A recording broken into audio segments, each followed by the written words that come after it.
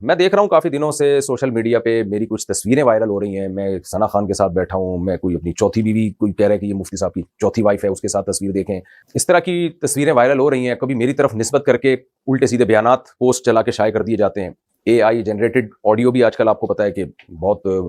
دنیا میں اس کا بھی رواج بڑھ گیا ہے۔ تو ابھی جو ریسنٹلی جو لڑکیوں کے ساتھ میری تصاویر کی چوتھی وائف ہے، ابھی کل کوئی پرسوں تصویر آئی ہے، میں بیٹھا ہوا ہوں، کسی نے کہا مفتی صاحب کی 3 وائف، میں کھانے پہ بیٹھا ہوا ہوں اور بتایا جا رہا ہے کہ 3 وائف۔ ایک دن ایک بچے کی تصویر آئی، میں بچی کو گود میں پکڑا ہوا ہے، مفتی صاحب کی بیٹی، حالانکہ وہ میری بیٹی نہیں تھی۔ تو میں نے اس پر کوئی وضاحتی بیان اس لیے نہیں دیا، میں نے کہا لوگ سمجھدار ہیں، لوگوں کو پتہ ہے کہ ہم کیوں یہ کام کریں گے۔ تو جب میں نے کمنٹس لوگوں کے بہت سارے دیکھے اور میرے اپنوں نے مجھ سے واٹس ایپ پہ رابطے کرنے شروع کیے، مفتی صاحب آپ کو تو یہ نہیں کرنا چاہیے تھا، آپ کو تو یہ آپ پہ سوٹ نہیں کرتا، علماء کا تو یہ رواج نہیں ہے کہ اپنی اہلیہ کے ساتھ اور وائف کے ساتھ وہ تصویریں شیئر کریں۔ میں نے کہا آپ کو یہ کہا کس نے کہ یہ میری تصویر ہے؟ تو ہماری دوستوں میں بہت سے سمجھدار لوگوں کو جب اشکالات ہو رہے ہیں تو میں نے کہا یہ پھر عوام بیچاریوں کا کیا حال ہے، عوام بیچاری کا کیا حال ہے؟ تو اس لیے مجھے یہ وضاحتی بیان دینا پڑ رہا ہے